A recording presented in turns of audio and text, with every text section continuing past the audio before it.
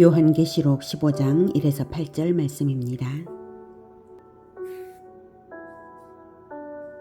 15장.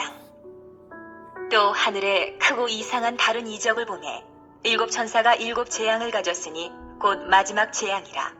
하나님의 진노가 이것으로 마치리로다. 또 내가 보니 불이 섞인 유리바다 같은 것이 있고 짐승과 그의 우상과 그의 이름의 수를 이기고 벗어난 자들이 유리바다 가에 서서 하나님의 검은 고를 가지고 하나님의 종 모세의 노래 어린 양의 노래를 불러 이르되 주 하나님 곧 전능하신 이시여 하시는 일이 크고 놀라우시도다. 만국의 왕이시여 주의 길이 의롭고 참되시도다. 주여 누가 주의 이름을 두려워하지 아니하며 영화롭게 하지 아니하오리이까. 오직 주만 거룩하시니이다. 주의 의로우신 일이 나타났음에 만국이 와서 주께 경배하리이다 하더라.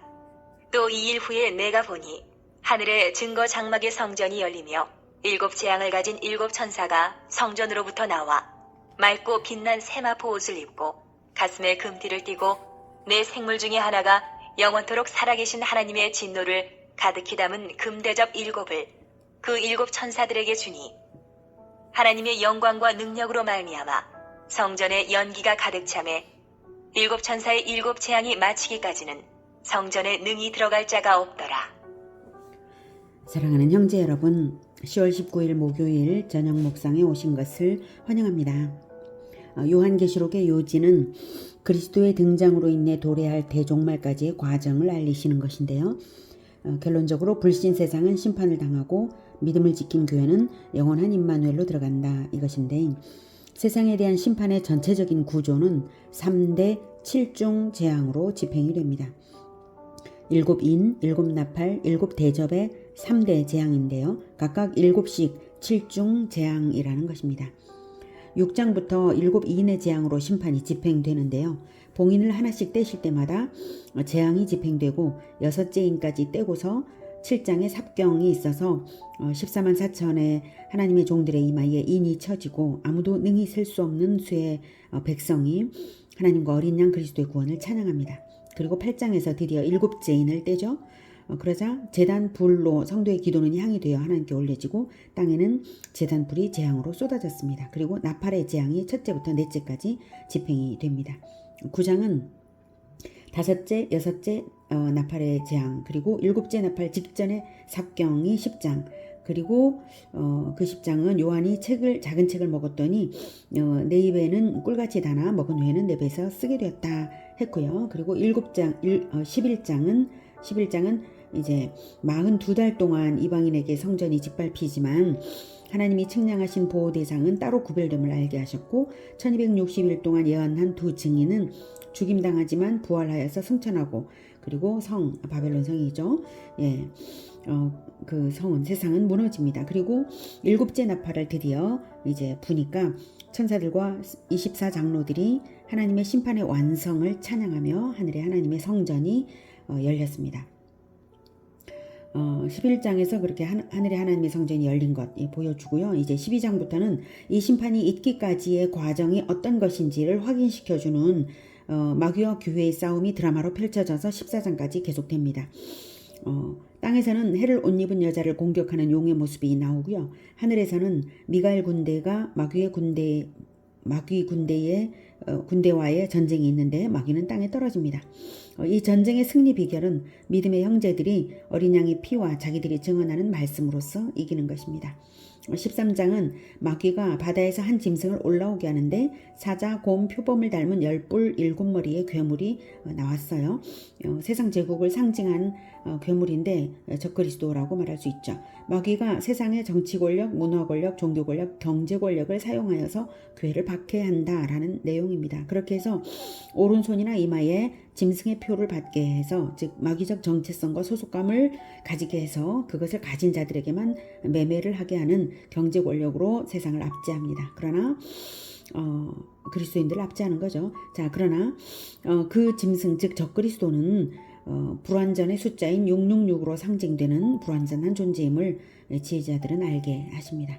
14장에서는 14만 4천이 다시 등장하여서 새 노래, 즉 오직 예수님을 벤치마킹해서 십자가를 지는 지는 도전하는 충성꾼들, 그들만이 부를 수 있는 노래가 바로 새 노래, 땅에서 속량함을 받은 14만 4천 밖에는 능히 이 노래를 배울 자가 없는 바로 그 노래를 부르고요. 14만 4천이.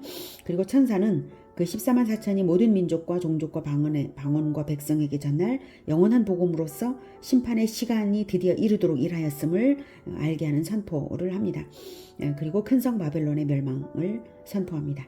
짐승과 그의 우상에게 경배하고 이마에나 손에 표를 받으면 즉 마귀의 소속 정체성을 가진 자들은 심판을 받는다는 선언을 했고요. 그리고 이제 구름 위에 앉으신 이제 그리스도이시겠죠. 그분이 낫을 땅에 휘둘러서 땅의 곡식이 거두어지고, 그리고 또 다른 천사가 하늘의 성전에서 낫으로, 예리한 낫으로 포도를 거두어 포도즙 틀을 밟듯이 이렇게 하는 상징이 나옵니다. 즉 이것은 성도들을 영생으로 드리고 불신자들을 심판하는 상징을 이제 곡식 추수와 각각 곡식 추수와 포도 추수로 나타내는 것이죠. 11장에서 이미 일곱째 나팔을 불었으므로 이제 거기서 일곱 대접 재앙이 배태되어 나올 차례인데요. 거기 가기까지 과정이 꽤 길죠. 15장 본장도 준비 과정일 뿐입니다. 재앙의 정도가 점층적으로 강화되어가는 가운데 있으므로 일곱 대접 재앙의 준비 과정만을 보여주는 것이 15장입니다. 1절에 또 하늘에 크고 이상한 다른 이적을 보매 일곱 천사가 일곱 재앙을 가졌으니 곧 마지막 재앙이라 하나님의 진노가 이것으로 마치리로다.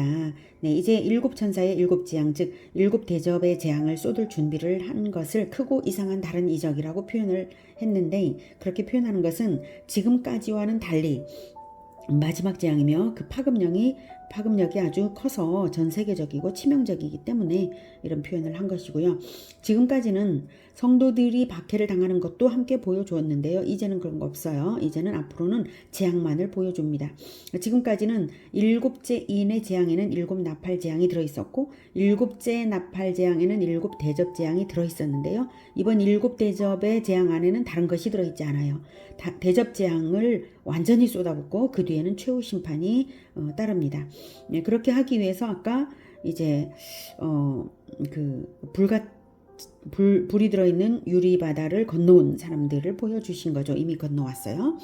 자, 그러므로 일곱 대접 재앙은 하나님이 이 땅에 내리시는 역사 과정의 마지막 재앙입니다. 그래서 먼저는 일곱 대접 재앙이 쏟아지기 전에 심판의 보좌 광경을 묘사합니다. 2절. 또 내가 보니 불이 섞인 유리바다 같은 것이 있고, 네.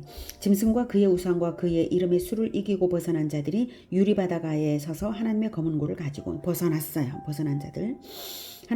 그들이 하나님의 종 모세의 노래, 어린 양의 노래를 불러 이르되 주 하나님 곧 전능하신 이시여 하시는 일이 크고 놀라우시도다. 만국의 왕이시여 주의 길이 의롭고 참되시도다. 주여 누가 주의 이름을 두려워하지 아니하며 영화롭게 하지 아니하오리이까 오직 주만 거룩하시니이다. 주의 의로우신 일이 나타났음에 만국이 와서 주께 경배하리이다 하더라.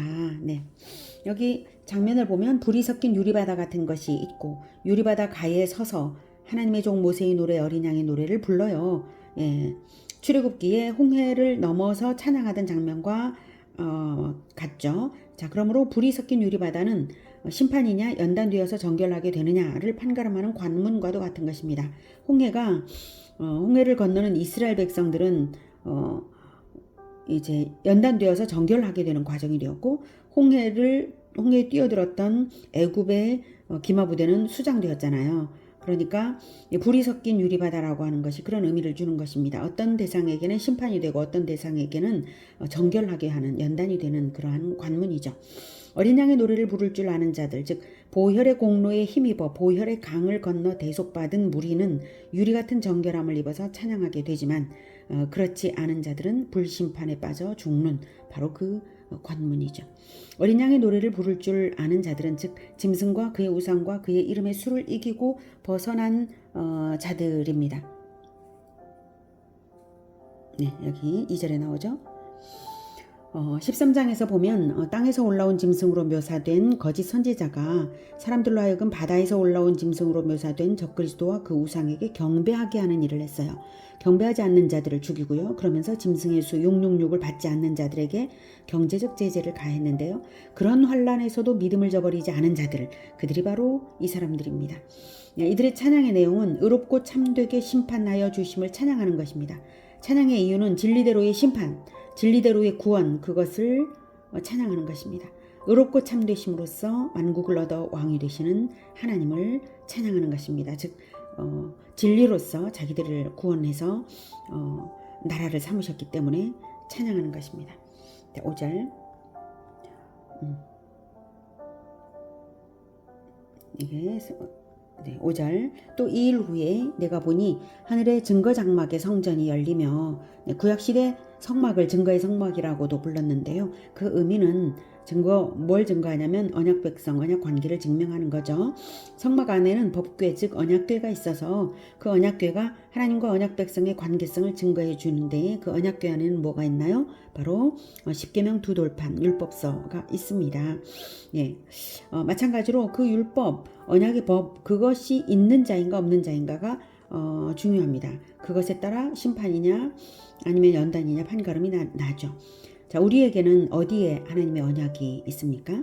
바로 우리 영혼에 내재해 주시는 성령께서 우리에게 계명을 깨닫게 하시고 생각나게 하시고 실천으로 인도하시죠. 그것이 있다면 우리는 언약 백성입니다.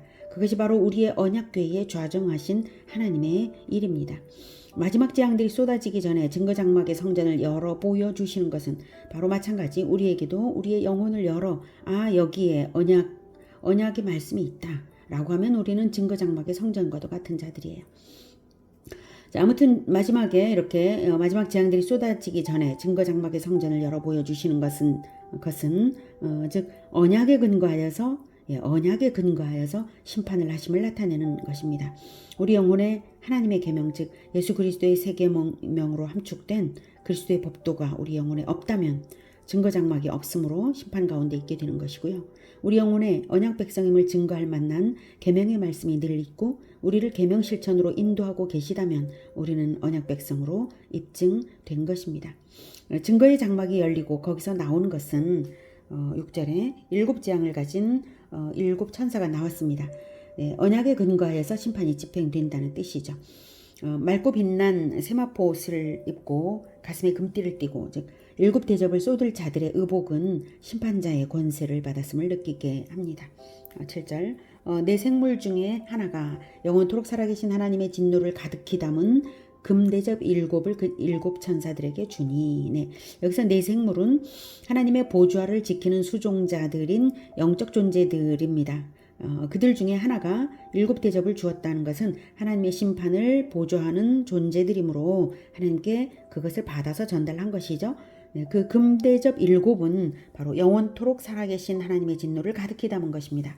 7이라는 완전수도 강조되고 재앙들도 얼마나 대단한지 극히 강조되고 있습니다. 8절 하나님의 영광과 능력으로 말미암아 성전의 연기가 가득 차매 7 천사의 7 재앙이 마치기까지는 성전에 능히 들어갈 자가 없더라. 네. 모세 시대에 이스라엘 백성들이 언약을 받을 때에 시내산에 강림하신 하나님을 빽빽한 구름이 감싸고 아무도 그 시내산 가까이 다가설 수 없었던 것을 기억나게 하죠. 그리고 지성소에 오직 대제사장만이 정결한 피를 들고 들어갔을 때에 그 지성소 안에는 연기가 가득 차 올랐습니다. 그것을 또 떠올리게 하죠. 자, 이 이미지는 바로 그 어느 누구도 하나님의 진노를 중단시킬 수 없다라고 하는 걸 나타냅니다. 다만 그 불이 섞인 유리바다를 건너온 자들은 그 불이 섞인 유리바다와 같은 그 보혈의 바다를 이루시는 오직 그리스도께서 이미 중보하셨으므로 그들은 이 진노를 벗어난 것입니다. 오늘은 7 대접 재앙이 준비되는 과정을 보았습니다. 오직 짐승과 그의 우상과 그의 이름의 수를 이기고 벗어난 자들만이, 마귀적 정체성을 완전히 거부하여서 벗어난 자들만이, 모세의 노래 어린 양의 노래를 부르는 자들만이 심판을 벗어납니다. 그들이 심판을 벗어난 것은 언약에 따라 죗값을 치렀기 때문입니다. 그들이 건너온 불이 섞인 유리바다가 곧 그리스도의 보혈과도 같은 것입니다. 보혈을 지나 구원받았으므로 어린 양의 노래를 부르는 것입니다. 이외에는 아무도 능히 하나님의 심판을 벗어날 수 없습니다.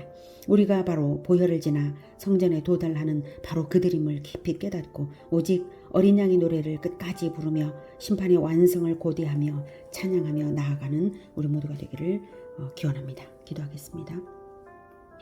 하나님, 우리가 불이 섞인 유리바다를 건너고 있습니다.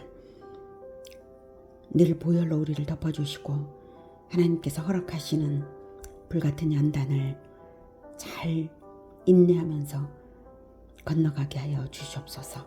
그리고 늘 어린 양의 노래를 하나님께 불러 올리며 우리 역시 어린 양이 어디로 가든지 뒤따라 고난을 감내하며 따르는 우리 모두가 되게 도와주시옵소서. 늘 우리를 구원하여 주시는, 그리고 심판과 구원의 완성을 찬양하게 하시는 우리 주 예수 그리스도의 이름으로 기도드립니다. 아멘. 이어지는 시간은 개인 기도 시간입니다.